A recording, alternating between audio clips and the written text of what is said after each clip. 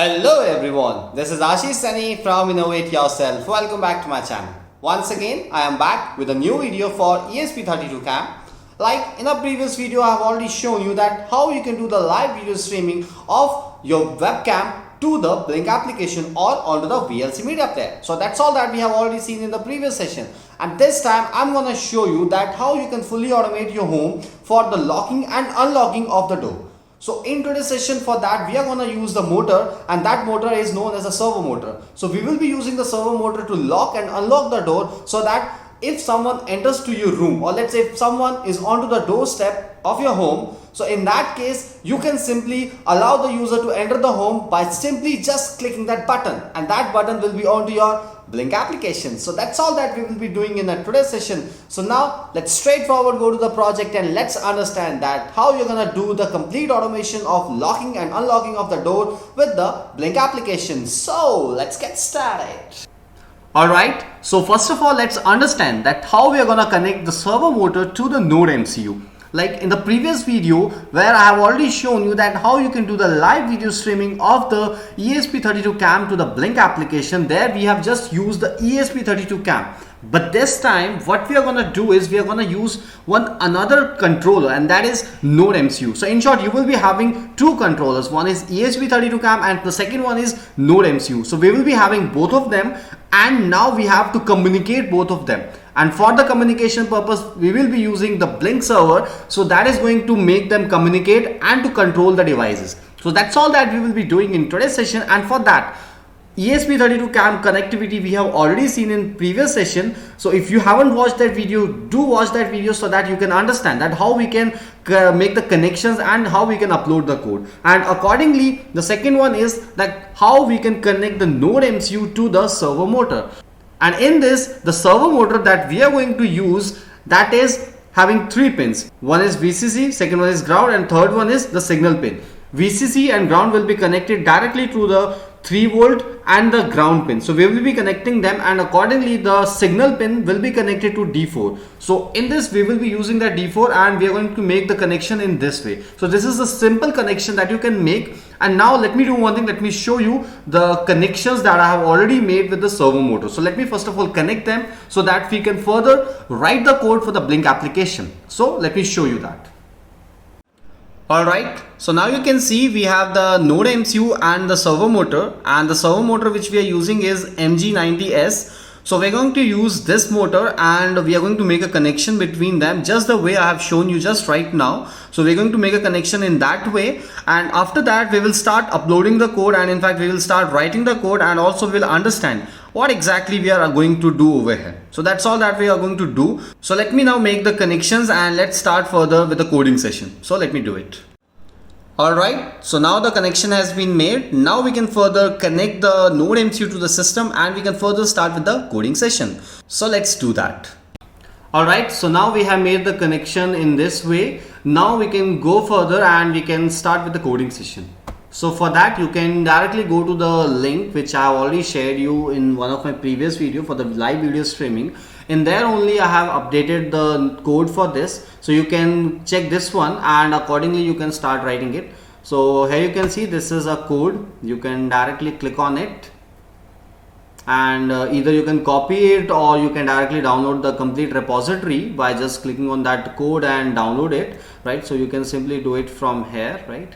So right now let me do one thing. Let me just copy the code and let me write it in that way. So let me just do it. Now just open Arduino, and let's start writing the code over there, right? Let's create a new file, or let's create a new sketch. Just open it up, right?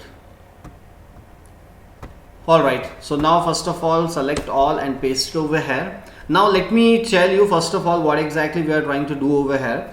As we are connecting the Blynk application to the NodeMCU, so for that we require one library, and that library is Blynk. So we need to simply add that thing. So for that what you need to do first of all is that you need to go in here for the sketch, go to include library and just manage libraries, and in here search for the Blynk.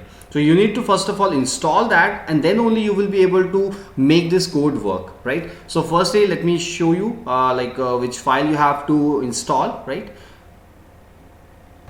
Just type Blynk, and over here you will find that the first one, this one, like Volodymyr, right? So you have to use this one and just click on install, and accordingly you can use it. Currently I have already installed, so that's why it is saying installed. But if you want to change the version, so you can select the version and accordingly install it from here. So this is how we can install it, and in my case it is already installed.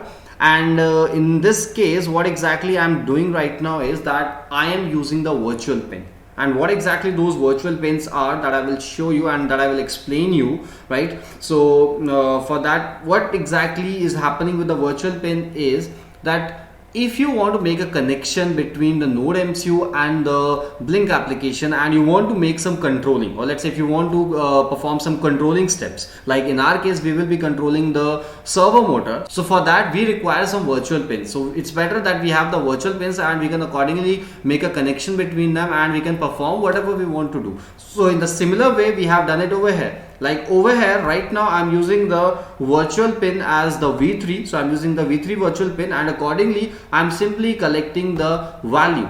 Now where this value is coming from? This value is coming from the buttons that I will be adding onto the Blynk application. So that I will be showing you right now, like how I'm going to add it. So for that I am going to read the values. Now in our case, just because I will be using a button, and that will be a switch button, so in that, when I will click on that button, I will getting a 1 value, and when I will be clicking it again, I will be getting another value, and that second value will be 0. So in my case the values will be 0 or 1. So that's the reason I'm just collecting those values and I'm simply storing it, and based on that I'm putting a condition, and that condition is output equal to 1, and inside that I have simply written the code for controlling the servo motor, and in here I'm simply typing servo.write, and I'm simply sending that what angle I want. And currently the servo motor which I am using, that is having a 180-degree angle, so we can rotate it into this angle, and accordingly we can use it. So here I am simply setting up the let's say angle, like at what angle I want to rotate it, right? So this is what I'm doing, and I hope you already know like how to use a servo motor. So it's a complete code for that. Here I have initialized it, like which motor, or let's say which pin I'm going to use. I'm using the pin number 2, or let's say pin number D4, which is GPIO 2, right? So this is what I'm using right now, and over here these are the libraries added for that, right? And one more thing over here I have to add is that I have to add the API key, and that API key you will be getting once you will create a project onto the Blynk application, right? In my case I have already created the application, and I have already shown you like how to create it in my previous video. So let me do one thing, let me use the let's say API key for that pin, right? So let me go to the Gmail so that I can simply get it. So let me go in here.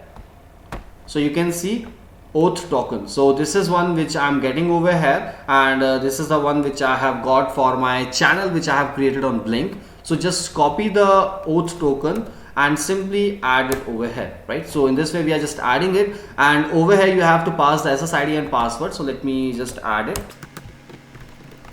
Alright, so I have added the SSID and password, and now we can proceed further, and we can simply upload the code, right? So let me simply upload the code to the let's say NodeMCU. Alright, so now you can see NodeMCU I have already selected, port I have already selected, right? Now what you can simply do is you can simply upload it. By the time the code is uploading, don't forget to hit the like button, and if you are new to our channel and if you haven't subscribed to our channel yet, do click on the subscribe button so that you do not miss any videos from our channel, so that it will motivate us as well. So it's all about that. So let's go back.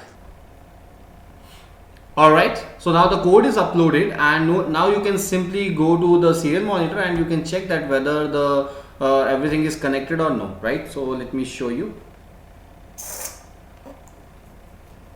can you see connecting to Blynk cloud, and now you can see it is also connected to Wi-Fi, which is IP, like at this. So at this IP address it is connected, and it is connected to the network, right? So now it is connected to the network. Now we can go to the Blynk application and we can add the button, and we can accordingly further do the controllings of it, right? So let me show you that. Now you can go in here and you can simply add a button to this. So let me add the styled button.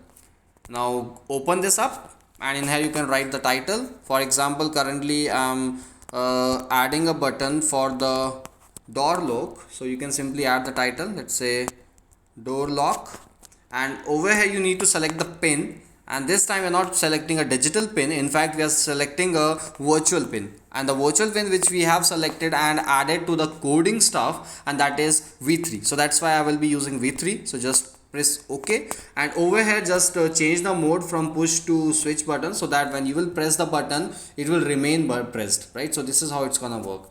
So this is all about this, and now we have made it work, right? So it's all about this. Now the next thing that we have to do is that we have to first of all let's say connect to the ESP32, and we can accordingly do it. Currently I haven't added the ESP32 cam right now, so let me do one thing. Let me first of all start it, and let's see whether it's working or no.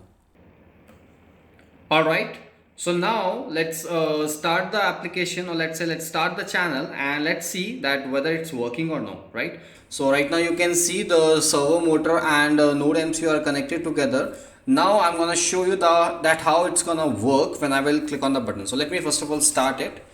Now here you can see the live video streaming is active, so I'm here, so you can see. Now let's do one thing. Let's click on the button and let's see whether it's working or no, right? So let me just click on OK. Can you see? When I click on the button, it's changing, right?